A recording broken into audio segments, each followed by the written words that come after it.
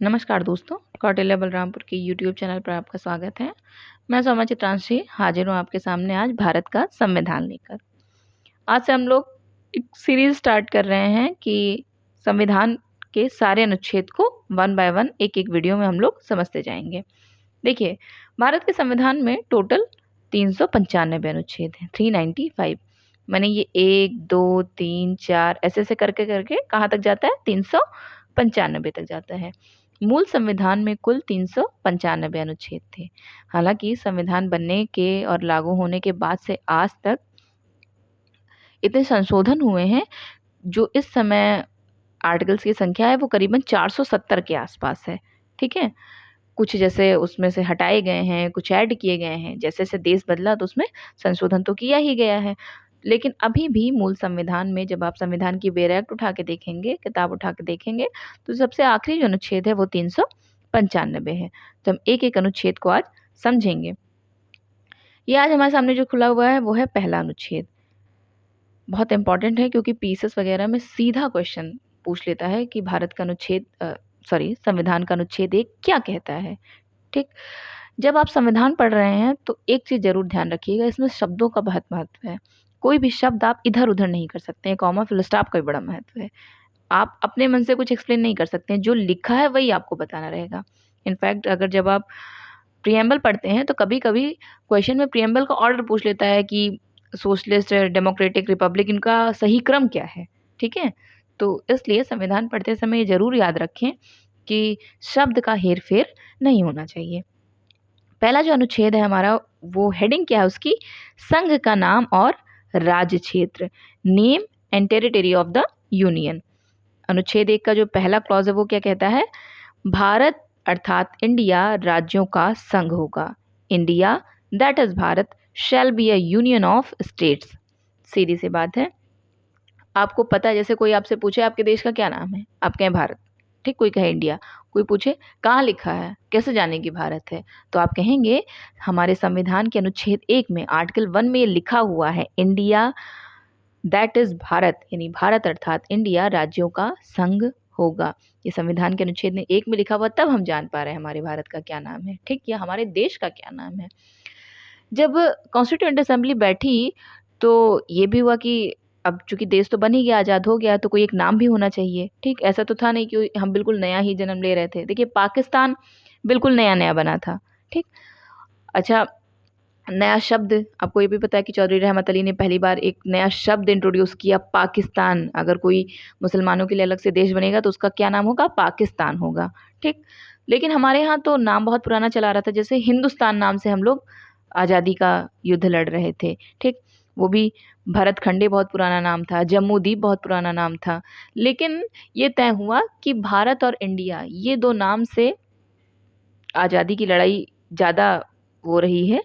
आज़ादी की लड़ाई में हमने पार्टिसिपेट किया है, तो अम्बेडकर साहब ने सुझाव दिया कि यही दो नाम रखे जाएं। तो आर्टिकल 1 का पहला क्लॉज कहता है कि India that is Bharat shall be a union of states. Article 1 का दूसरा क्लॉज है कि राज्य और उनके राज्य क्षेत्र वे होंगे जो पहली अनुसूची में वे निर्दिष्ट हैं। The states and the territories thereof shall be as specified in the first schedule.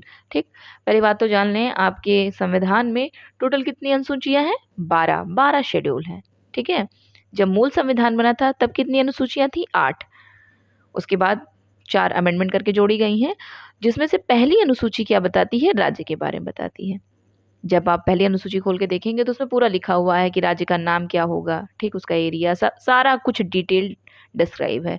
तो जितना अनुसूची 1 में शेड्यूल फर्स्ट में मेंशन होगा, स्पेसिफाइड होगा, वही सारे राज्य और उसके राज्य क्षेत्र होंगे। यानी भारत में, भारत कंट्री में क्या क्या चीजें शामिल है ये लिखा हुआ है। पहले क्लॉज में क्या बता रहा है, नाम क्या होगा, वो राज्यों का संघ होगा।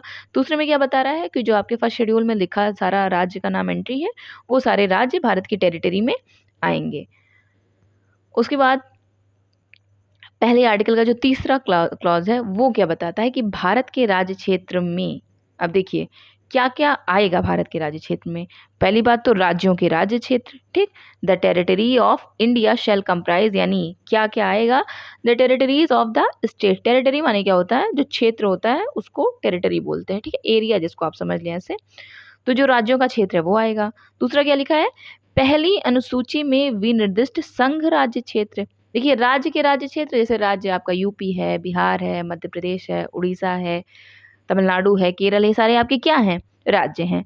फिर पहली अनुसूची में विनिर्दिष्ट संघ राज्य क्षेत्र, ठीक है, जैसे आप पढ़ते नहीं है संघ, यूनियन टेरिटरी जिसको बोलते हैं। तो एक स्टेट हो गया और दूसरा क्या आएगा, union territory. The union territory is specified in the first schedule, वो भी फर्स्ट शेड्यूल में स्पेसिफाइड है। यानी आपका पहला जो शेड्यूल है वो क्या, संघ और राज्य क्षेत्र के बारे में तो बताता है कि कितने राज्य और कितने यूनियन टेरिटरीज हैं। तो जो उसमें मेंशन होंगी वो सब भारत में आएंगी। और तीसरा बहुत इंटरेस्टिंग है, ऐसे अन्य राज्य क्षेत्र जो अर्जित किए जाएं, such other territories as may be acquired. जैसे आज मान लीजिए पाकिस्तान हमारा नहीं है, बांग्लादेश हमारा नहीं है, नेपाल हमारा नहीं है, भूटान हमारा नहीं है, अलग अलग कंट्रियां हैं, लेकिन हो सकता है कल को ये सारे लैंड हम लोग एक्वायर कर लें। भविष्य की बात है, ऐसा हो ना हो ये अलग बात है, लेकिन पॉसिबिलिटी है। या इनको छोड़ दीजिए, कहीं और की लैंड अगर भविष्य में भारत एक्वायर कर लेता है तो वो सब क्या हो जाएगा, भारत का हिस्सा हो जाएगा, ठीक। ये पहले अनुच्छेद में एकदम स्पष्ट शब्दों में लिखा हुआ है। तो समझ में आया पहला आर्टिकल क्या है। आइए देख लेते हैं, जो आप अपने सारे स्टेट देख लीजिए, यहाँ से शुरू करिए। स्टेट, पहले तो राज्य देख लीजिए, हिमाचल प्रदेश हो गया, पंजाब हो गया, हरियाणा हो गया, राजस्थान हो गया, ये गुजरात हो गया, मध्य प्रदेश, महाराष्ट्र, कर्नाटका, केरला, तमिलनाडु और आंध्र प्रदेश, तेलंगाना, छत्तीसगढ़, मध्य प्रदेश, उड़ीसा, उत्तराखंड, उत्तर प्रदेश, बिहार, झारखंड, वेस्ट बंगाल, ये सिक्किम हो गया, अरुणाचल प्रदेश हो गया, नागालैंड हो गया, असम हो गया, मेघालय हो गया, मणिपुर हो गया, त्रिपुरा और मिजोरम। ये सारे आपके क्या दिए हुए हैं, स्टेट दिए हुए हैं। और यहाँ यूटीज आप देख लें, जम्मू एंड कश्मीर हो गया, लद्दाख हो गया, ये सब यूटीज हैं। और यहाँ पे आप चंडीगढ़ देख लें, दिल्ली हो गया, ठीक। और फिर दमन दीव और दादरा नगर हवेली हो गया, यहाँ पुदुचेरी हो गया, लक्षद्वीप और अंडमान निकोबार, ये सब क्या है आपके यूटीज हैं। तो ये सारा क्या है, भारत का हिस्सा है। यही सारी चीजें आपके उसमें दी हुई हैं अनुच्छेद 1 में, ठीक।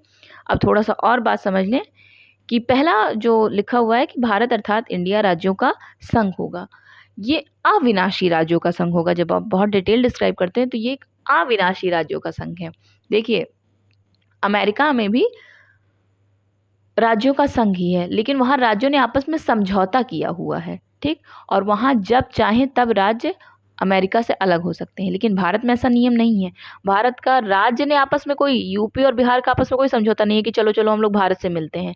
या भारत की ही कमांड है, भारत जो चाहे वो करेगा, सेंटर जो चाहे वो करेगा, सारा इकट्ठे हमने रखा हुआ है वहाँ से, केंद्र से। और आगे डिटेल में पढ़ेंगे तो केंद्र जो अवशिष्ट शक्तियां जिसको बोलते हैं रेजिड्यूरी पावर, वो किसके पास है, वो केंद्र के पास है।